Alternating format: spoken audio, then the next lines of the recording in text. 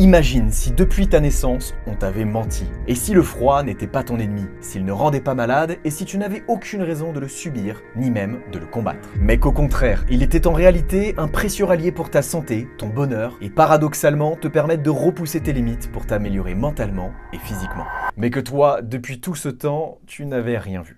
Salut les givrés, je suis très heureux de vous retrouver dans cette vidéo qui s'annonce comme étant la première d'une longue et palpitante aventure. Avant d'entrer dans le vif du sujet, j'aimerais remercier chaleureusement les quelques 100 000 personnes qui me suivent déjà et t'annoncer officiellement mon arrivée sur YouTube. Et oui, après 2 ans d'aventure avec vous tous, j'ai envie de te partager un peu plus que de simples contenus éphémères de 60 secondes pour enfin te partager les secrets de ma réussite en tant que givré, mais aussi en tant que passionné d'aventure, de découverte de son propre potentiel et de dépassement de soi, et surtout, te faire prendre part à l'aventure. D'ailleurs, pour bien commencer, aujourd'hui on va pas parler nuit et directement s'attaquer à une vieille croyance populaire erronée au sujet du froid qui est en partie responsable du déclin de notre santé, de notre adaptabilité, de notre capacité à nous développer personnellement et potentiellement de l'humanité tout entière. Et ouais, rien que ça. Et d'ailleurs, dans cette vidéo, je compte bien de révéler mes secrets pour non plus subir le froid, mais le mettre à ton service pour enfin optimiser ta santé, ton bonheur, repousser tes limites et devenir meilleur chaque jour, et finalement, bien au-delà du froid, te créer une vie sur mesure et absolument sans limite. Bon, je te l'accorde, c'est une bien belle promesse. Mais pourtant, je remettrai pas en question l'efficacité des concepts aussi simples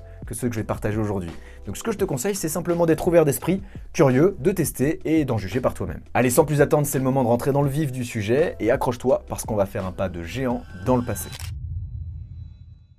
Bon, c'est un secret pour personne, aussi longtemps que l'homme existe, la recherche du confort a toujours été au cœur de ses préoccupations en matière de survie de l'espèce. Cherchant à se protéger du froid, de ses prédateurs et du manque de nourriture, notre espèce a su s'adapter et innover pour combler ses besoins primaires et plus encore, apportant ainsi toujours plus de sécurité et d'abondance, rendant ainsi le confort omniprésent dans les pays développés et particulièrement en Occident. Donc je pense qu'on peut se féliciter pour ça. Néanmoins, tu n'es pas censé ignorer que tout cadeau n'arrive pas seul, chaque défi relevé n'étant qu'un tremplin vers le suivant, et le confort ne faisant pas exception, il apporte avec lui son lot de désolation.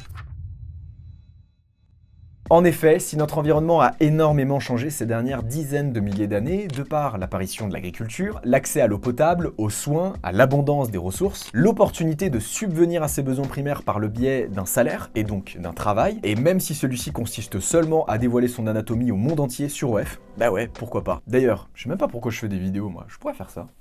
Ouais. Bref, l'homme a finalement quant à lui très peu évolué face à ce nouvel environnement en perpétuelle croissance. Et les conséquences ne sont pas anodines. Scott Carney, dans son excellent ouvrage intitulé Tout ce qui ne nous tue pas, a exposé la problématique suivante. Les humains n'ont pas été conçus pour une homéostasie éternelle, qui, rappelons-le, est l'état sans effort où l'environnement nous fournit tout ce dont nous avons besoin. L'évolution nous a poussés à rechercher le confort, parce que le confort n'a jamais été la norme. Mais la biologie humaine a besoin de stress environnemental et des adaptations physiologiques qui stimulent notre système nerveux. Le confort et l'absence d'effort nous ont rendus obèses, paresseux et de plus en plus malades. Et je pense pas avoir besoin d'argumenter, car les exemples sont nombreux. L'accroissement du stress, de l'obésité, du diabète, des maladies cardiovasculaires, respiratoires, neurodégénératives et auto-immunes, des cancers, du déclin de notre condition physique et intellectuelle, de la perte de nos instincts primaires, de notre adaptabilité, et visiblement pour certains, de leur identité et de leur raison d'être. Tous sont le fruit d'un excès de confort qui pousse des individus à développer leurs propres pathologies, leurs propres problèmes. Bon, et comme j'aime pas balancer ce genre de masterclass sans preuve, en voici quelques-unes, c'est cadeau. Les seuls animaux au monde souffrant d'obésité chronique sont les humains et ceux qui les côtoient. Les pays les plus développés et où le confort est accessible sont aussi les premiers pays consommateurs d'antidépresseurs et antioxydatifs.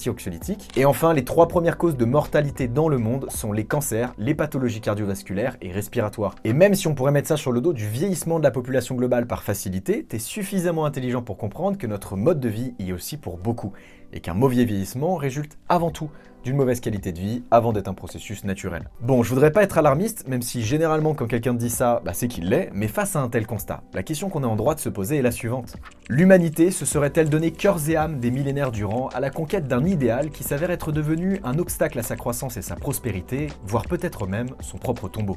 En d'autres mots, et si le confort moderne s'avérait finalement par excès devenir la source de notre déclin? Bon, je te laisse te faire ton propre avis sur la question, pour ma part, j'en suis intimement convaincu, mais j'ai également la conviction qu'à tout problème sa solution, et c'est justement dans ce contexte que la seconde partie de cette vidéo intervient. Aussi simple et évidente qu'elle n'y paraît, voici la solution que je te propose aujourd'hui. En côtoyant régulièrement ce qui est inconfortable pour toi, autrement dit en sortant de ta zone de confort, tu vas te prémunir des dommages collatéraux qu'occasionne un confort trop important. Mais c'est pas fini, car tu n'es pas censé ignorer que le confort fait également obstacle à toute potentielle croissance personnelle, tandis que l'inconfort, lui, en est un réel vecteur. Bon ok, c'est très bien, mais comment vraiment s'y prendre? Et bah là encore, Scott Carney nous dévoile une partie de la réponse. Il est possible de reconquérir une part de notre force évolutive perdue en stimulant les conditions environnementales de nos ancêtres. Bien sûr, pour ça, je te rassure, tu n'auras pas besoin d'abandonner ta maison, ton taf et tes vêtements pour vivre nu en pleine nature. Quoique, c'est peut-être un défi qui se tente après tout. Ok, non, très mauvaise idée. En réalité, tu auras simplement besoin de reproduire du stress environnemental dans ta vie quotidienne, et si l'on se base sur le mode de vie de nos prédécesseurs, bah ça reviendra notamment à pratiquer une activité physique comme le faisaient nos ancêtres avec le sprint, le soulevé de carcasse et évidemment de cailloux, en réintroduisant du jeûne et au passage en ayant une alimentation la plus brute possible, donc proche de ce que produit la nature, à l'opposé total de la junk food qu'on nous sert aujourd'hui. Bon, jusque-là, rien de nouveau j'ai envie de te dire. Faire du sport et manger sainement a été le maître mot de la sagesse populaire, depuis au moins un demi-siècle. Mais voici l'élément qui va faire toute la différence dans ta capacité à lier santé, inconfort et surtout te permettre d'obtenir des résultats spectaculaires en très peu de temps. Allez, je te le donne en mille, c'est en t'exposant de façon régulière et modérée au stress environnemental le plus craint et mortel de tous les temps, le froid. Alors attention, petit disclaimer, tu peux pas faire ça n'importe comment. Raison pour laquelle dans les prochaines vidéos, je te dévoilerai mon expérience et mes secrets pour que tu puisses t'y mettre de façon maîtrisée, progressive et surtout dans le respect de ta capacité adaptative pour éviter de te blesser. Donc tu peux dès à présent t'abonner si c'est pas déjà fait, genre là, tout de suite.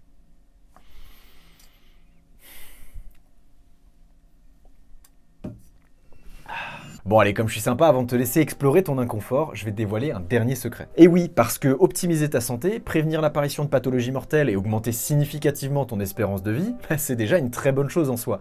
Et cette vidéo pourrait parfaitement s'arrêter là, que ta vie en serait changée à jamais. Mais pour être honnête et transparent avec toi, tu passeras à côté du plus important. Parce que ça, c'est que la partie émergée de l'iceberg. Tu vois, au début de cette vidéo, je te parlais de repousser tes limites pour t'améliorer mentalement et physiquement. Et la raison, c'est qu'au-delà du froid et de ses bénéfices, le vrai trésor que renferme cette pratique dépasse de loin, et de très très loin, tout ce à quoi tu peux t'attendre. Et pour t'aider à le comprendre, imagine-toi dans une version de toi-même ayant développé une telle faculté à étendre ta zone de confort, c'est-à-dire à transformer une situation inconfortable pour toi en une situation confortable, et que ce même inconfort évité aujourd'hui par 99% des gens dans notre société, qui d'ailleurs entre parenthèses les empêche d'atteindre la santé, le bonheur et l'épanouissement personnel, est aujourd'hui ta zone de confort. Imagine-toi aussi être doté d'un courage, d'une confiance, d'une discipline et d'une résilience telle que plus aucune peur ne te surpasse. Et quelles que soient les épreuves qui t'attendent dans la vie, ton aisance dans l'inconfort est telle que rien ne te semble inaccessible, comme si finalement, plus rien n'était impossible tant que tu te l'autorises. Ce secret, c'est qu'au travers de cultiver ton inconfort quotidiennement, le but ultime n'est pas seulement d'accéder à un panel de bénéfices mesurables, mais bien de te forger un nouvel état d'esprit capable littéralement